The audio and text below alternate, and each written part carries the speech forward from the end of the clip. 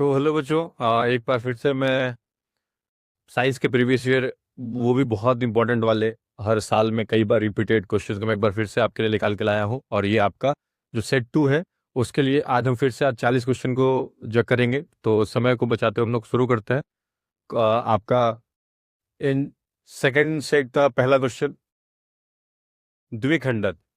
द्विखंडन किसमें होता है? अमीबा में, पैरामीशियम में, लिस्मेनिया में, इनमें से सभी में। तो द्विखंडन यानी कि अमीबा, इसका सही जवाब है अमीबा। द्विखंडन अमीबा में भी होता है बच्चों। फूल में नर प्रजनन कौन होता है? कौन होता है फूल में नर प्रजनन? पुंकेसर, अंडक, वर्तिकाग्र या वर्तिका? तो पुंकेसर आपका इसका सही जवाब है। फूल में नर प्रजनन जो होता है वो पुंकेसर होता है। तो इसके बाद हम लोग देखेंगे कि अंडाणु में निषेचित, अंडाणु में निषेचित होता है कौन? या अंडाणु निषेचित होता है किस में? कौन नहीं, किस में, कहाँ, किस जगह पे? योनि, गर्भाशय, फैलोपियन नलिका या अंडाशय में? तो फैलोपियन ट्यूब है।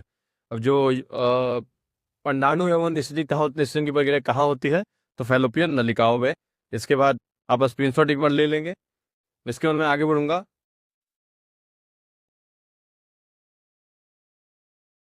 तो इसका स्क्रीनशॉट उम्मीद है कि आप लेते चलेंगे और मैं अगले क्वेश्चन की ओर जाऊंगा। इसको बंद कर दूं पहले। 44, क्वेश्चन नंबर 44 की तरफ बढ़ना है हम लोग। क्वेश्चन नंबर 44 कहता है कि अवतल लेंस का आवर्धन किसके बराबर होता है? ऐसा कोई सूत्र हमने नहीं पढ़ा, तो इसका सही उत्तर है भी बाई यू। अवतल लेंस का आवर्धन किसके बराबर होता है? भी बाई यू के बराबर होता है। किसके बराबर होता है? भी बाई यू के बराबर। अवतल लेंस का आवर्धन किसके बराबर होता है? भी बाई यू के बराबर। गोलीय दर्पण में फोकसांतर एवं वक्र त्रिज्या के बीच क्या संबंध है? गोलीय दर्पण में जो फोकसांतर है और जो त्रिज्या है, यानी कि 2r, इसके बीच में क्या संबंध है? तो या तो f बराबर 2r हमको ऑप्शन में लिखना चाहिए बच्चों, नहीं तो r बराबर f/2 हमको हमें ऑप्शन में लिखना चाहिए।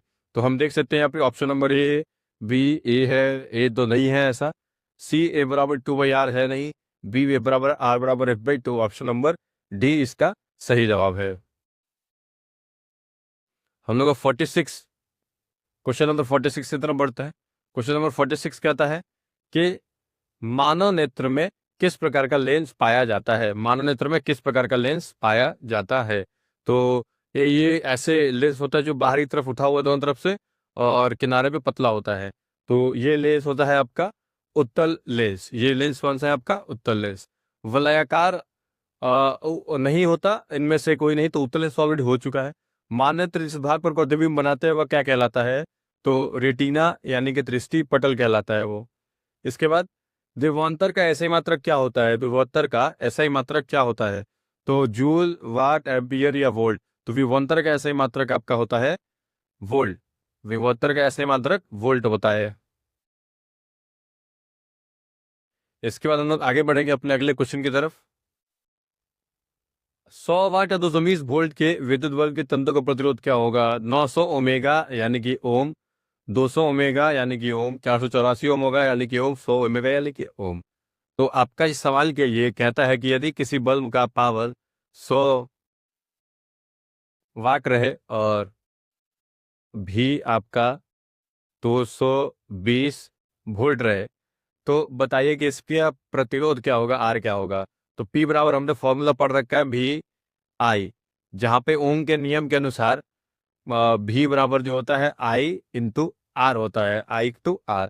अगर हम यहाँ पे भी बराबर आई आर को ऐसे रिप्लेस करेंगे, आर की जगह निकालना यहाँ से हम कोशिश करेंगे आई निकालने का। आई इज इक्वल टू भी बाई आर। अब इसी को यहाँ पे पुट करेंगे तो हमको पी बराबर मिलता है भी इंटू भी बाई आर, बी इंटू भी बाई आर। ये आपका बन जाता है पी बराबर भी स्क्वायर बाई आर, पी बराबर भी स्क्वायर बाई आर। तो आपका वोल्टेज यहाँ पे दिया हुआ है 220 वोल्ट का, तो 220 का स्क्वायर, और पावर आपका 100 वाट का है, तो इसके जगह पे हम लोग रख देंगे 100 वाट। ट्रांसपोजिशन करेंगे तो आपका जो आर हो जाएगा 220 गुने 220 बटा में 100। एक जीरो से एक जीरो दोनों की कम हो गए, 22 गुने 22 यानी कि 484 ओम। तो इसका सही ऑप्शन है 484 ओम। सही ऑप्शन है 484। अब एक बार आप इसका स्क्रीनशॉट ले लीजिए। 100 वाट और 220 वोल्ट का अगर कोई अनुमतांक लिखा हुआ है किसी भी उपकरण पे, तो उसकी प्रतिरोधकता 484 ओम की होगी। इसके हम लोग आगे बढ़ेंगे। आगे हो तो अगले क्वेश्चन की तरफ बढ़ेंगे। इसका सही जवाब है 484 ओम। क्वेश्चन नंबर 50, विद्युत जनित का सिद्धांत किस पर आधारित है? तो विद्युत सुष्मीय प्रभाव के तो नहीं है, प्रेरित विद्युत पर भी नहीं है, विद्युत चुंबकीय बंधन प्रेरित चुंबकत्व पर भी नहीं है, तो विद्युत चुंबकीय प्रेरण पर। इसका सही जवाब विद्युत चुंबकीय प्रेरण। जीवाश्म ईंधन का उदाहरण इनमें से कौन है? जीवाश्म ईंधन का उदाहरण इनमें से कौन है? तो ये नहीं है। कोयला, लकड़ी, गोबर गैस या सभी?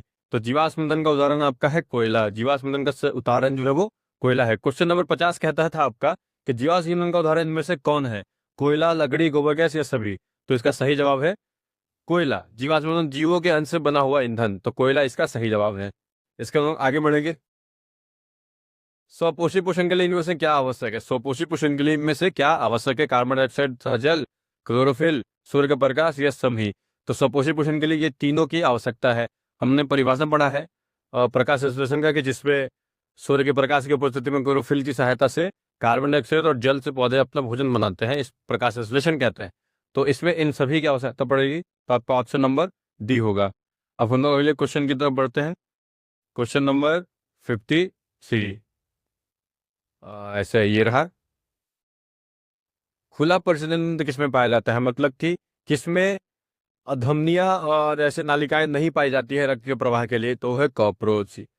पादप में जाइलम उत्तरदायी होता है किसके लिए? तो जाइलम और फ्लोएम में से जाइलम उत्तरदायी होता है खाद्य ये जल के वहन करने के लिए, और खाद्य पदार्थों का वहन करता है फ्लोएम।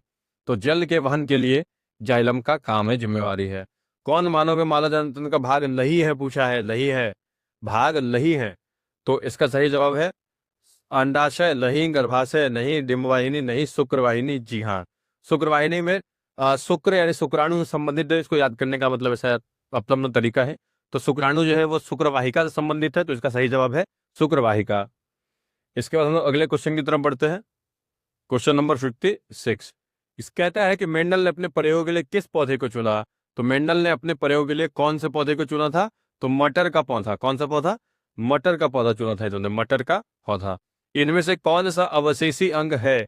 रीढ़ की हड्डी, अंगूठा, कान या अपेंडिक्स? अवशेषी मैंने जो हमारे अभी किसी कान का नहीं है, इसका सही जवाब है अपेंडिक्स। जिसके बाद चिपको आंदोलन किससे संबंधित है? वन संरक्षण, मृदा संरक्षण, जल संरक्षण या वृक्षारोपण? चिपको आंदोलन जो सुंदरलाल बहुगुणा से संबंधित है, ये वन संरक्षण से संबंधित है। इनमें से कौन सबसे अधिक अभिक्रियाशील है? ऐसे तो पोटाशियम है, फिर सोडियम है, बट यहाँ पे कॉपर, सिल्वर यानी चांदी, पारा और गोल्ड, सोना में से कौन सबसे ज्यादा अभिक्रियाशील है? तो कॉपर सबसे अधिक अभिक्रियाशील है इन चारों में। Question number 60। कहता है कि पृथ्वी पर ऊर्जा का मुख्य स्रोत इनमें से कौन है? कोयला, पानी, लकड़ी या सूर्य? तो सूर्य ही भाई सबके लिए है। इस समीकरण को मैं एक बार फिर से लिखता हूं। समीकरण आपके इस प्रकार से है Fe प्लस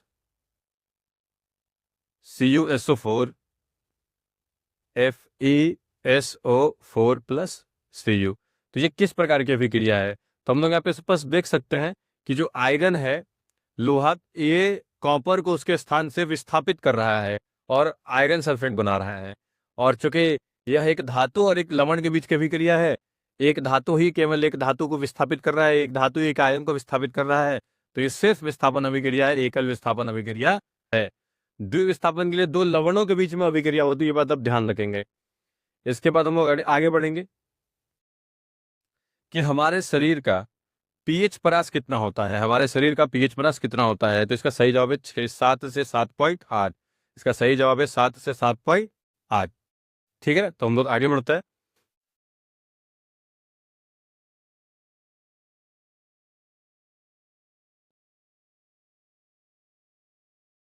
शुद्ध सोने को व्यक्त कितने करते हैं? कैरेट में करते हैं, बट कितने कैरेट को शुद्ध सोना माना जाता है? तो 24 कैरेट को। कितने कैरेट को? 24 कैरेट को शुद्ध सोना माना जाता है।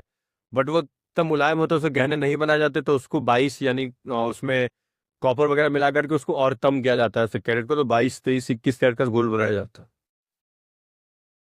कमरे के ताप पर द्रव में कौन सी धातु पाई जाती है? अधातु। कौन सी पाई जाती है? कौन सी का धातु? तो ब्रोमीन वाले, ब्रोमीन जो अधातु है वो कमरे के ताप पर द्रव होता है। पारा एक धातु है जो कमरे के ताप पर द्रव होता है, और ये दोनों द्रव होते ही नहीं है कमरे के ताप पे। तो ब्रोमीन अधातु है जो कमरे के ताप पे द्रव होता है, और धातु पूछेगा तो पारा। सीसा और टिक मिश्र धातु को क्या कहते हैं? तो बिना किसी को देखे आप शोल्डर को टिक कर सकते हैं। ये आपका सीसा और टीन का मिश्र धातु है। इसका हम आगे देखते हैं क्वेश्चन नंबर 60 की ओर बढ़ते हैं, जो कहता है कि इथाइल अल्कोहल का अणुसूत्र क्या होता है। तो पहले मैं इन सूत्रों को करेक्ट करके लिख दे रहा हूं। ये सूत्र जो है आपका है CH3OH C2H5OH, ये है आपका C2H2OH। इतने में तो आप समझ गए अम्मित इसका सही उत्तर क्या होने वाला है। इसका सही उत्तर होने वाला है इथाइल अल्कोहल में C2H5OH। इथाइल अल्कोहल का अणुसूत्र होता है C2H5OH। ये तो मिथाइल अल्कोहल है आपका। इथाइल अल्कोहल C2H5, इत माने 2 कार्बन, 2 कार्बन वाला अल्कोहल है इथाइल अल्कोहल। इसका हम लोग आगे बढ़ेंगे। सरलतम हाइड्रोकार्बन इनमें से कौन है? इसको चुनने के लिए हमको इनके सबका सूत्र मालूम होना चाहिए। तो ये आपका होता है CH4, ये होता है C2H5, ये आपका होता है C4H10, और ये आपका होता है C3H7। तो आपका सरलतम इनमें से कौन सा सबसे कम कार्बन? सबसे सिंपल, तो CH4। इनमें से कौन अक्रिय गैस है? तो हीलियम, जो किसी कोई रिएक्शन ना करे, 18वें समूह का हिस्सा। कार्बन क्या है? तो कार्बन एक प्रकार की अधातु है। ठीक है, आगे हम बढ़ते हैं क्वेश्चन नंबर 70 की तरफ। क्वेश्चन नंबर 70 कहता है कि हरे पौधे क्या कहलाते हैं? उत्पादक, घटक, उपभोक्ता या आहार श्रृंखला। तो हरे पौधे हमेशा उत्पादक कहलाते हैं। हरे पौधे हमेशा उत्पादक यदि कहलाएंगे। हरे पौधे हमेशा उत्पादक कहलाएंगे। उपभोक्ता इनके अलावा बाकी सब कहलाएंगे, शाकाहारी, सर्वाहारी, मांसाहारी, सब। निकट दृष्टि को दूर करने के लिए कौन से लेंस का प्रयोग करते हैं? तो अवतल लेंस, दूर दृष्टि दोष, तो उत्तल लेंस। निकट दृष्टि दोष है निकट की वस्तु दिखाई दे, दूर की वस्तु दिखाई ना दे, तो उसके लिए लोग अवतल लेंस का प्रयोग करेंगे सही करने में लिए। आमीटर को कैसे जोड़ा जाता है? तो आमीटर माने श्रेणी क्रम। जैसे ही यहाँ पे वोल्टमीटर आ जाएगा हम सीधे पास्कल क्रम में चले जाएंगे। इसके बाद हमारा अगला क्वेश्चन है 73।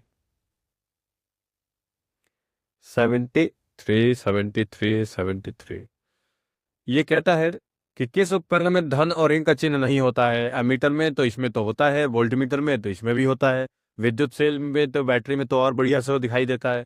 तो कुंडली जो पाई है इसमें कोई प्लस माइनस का चिन्ह नहीं होता, क्योंकि विद्युत धारा के प्रवाह होने की दिशा की वजह से इसके पॉजिटिव नेगेटिव मतलब जो बदलते रहते हैं, फिक्स नहीं है, निर्धारित नहीं है, और ऐसा कोई चिन्ह इसमें देखने को नहीं मिलता। अगले क्वेश्चन के हम लोग जाएंगे। सौर कूकर के लिए कौन सा दर्पण सबसे अधिक उपयुक्त है, सबसे बढ़िया माना जाता है? तो सौर कुकर है, तो सौर कुकर यानी कि जो पहले के समय में धूप से खाना पकने की प्रक्रिया उसमें यूज होती थी, तो उसमें प्रकाश के ज्यादा ऊष्मा के लिए ज्यादा सूर्य के प्रकाश को केंद्रित करना पड़ता था, तो उसके लिए अवतल दर्पण सबसे अधिक उपयुक्त था। अवतल दर्पण ये है आपका, लिखना है CnH2n+2। ये जो है किसका सामान्य सूत्र है? तो हाइड्रोजन की संख्या कार्बन के दुगने से 2 अधिक है, ये एल्केन में होता है। और अगर हाइड्रोजन की संख्या कार्बन के दुगने के बराबर है तो ये अल्कीन में होता है, डबल बॉन्ड। और अगर हाइड्रोजन की संख्या कार्बन के दुगने से 2 कम है तो ये अल्काइन में होता है। तो +2 है तो अल्काइन, सॉरी अल्केन। +2 नहीं रहता, सिर्फ 2n रहता, तो एल्कीन, और माइनस के वृत्त को अल्काइन। नीला थोथा किसका रासायनिक सूत्र क्या है? ये ऑप्शंस आपके मैं रीलाइन कर दूं तो आपके है, रीलाइन करने की कोई आवश्यकता ही नहीं है, मैं आपको इसका फॉर्मूला बता देता हूँ, CuSO4 × 5H2O। तो आप ध्यान रखिएगा, नीला तोता जो है उसका जो फॉर्मूला होता है CuSO4 × 5H2O, CuSO4.5H2O whole 5H2O। बाकी इसके अलावा कोई भी ऑप्शन है उससे कोई फर्क हमको नहीं पड़ता है। चलिए मैं इसका अगले क्वेश्चन की तरफ बढ़ता हूँ। आपका अगला क्वेश्चन है 77। 77 77 77 भाई 77 कहता है कि आवर्त सारणी के शून्य समूह का हिस्सा कौन है। तो हाइड्रोजन, हीलियम, CO2 या Cl2। तो इसका सही जवाब है हीलियम। हीलियम जो है आवर्त सारणी के शून्य समूह 18वें समूह का हिस्सा, जिसकी संयोजकताएं 0 होती है। पौधों में गैस का आदान प्रदान किसके द्वारा होता है? जड़, तना, रंध्र या टहनी।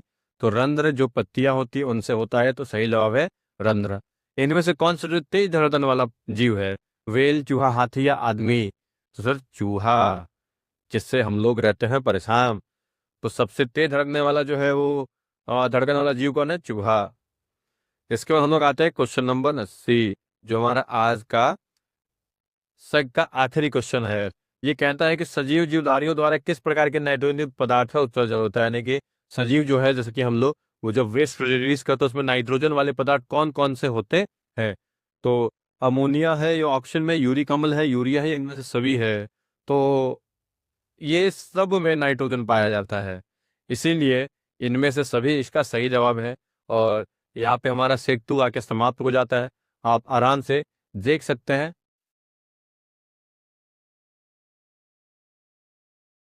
ये क्वेश्चन नंबर 80 है आपका। तो ये 2 सेट आज कंप्लीट होते हैं। मैं जल्दी ही कोशिश करूँ कि मैं बाकी सब्जेक्ट से भी सेट को ले आऊँ और आपके समय को बचाते हुए आपका ज़्यादा से ज़्यादा तैयारी कराने का प्रयास करूँ। बाकी आज के लिए बस इतना ही, फिर मिलते हैं अगली वीडियो।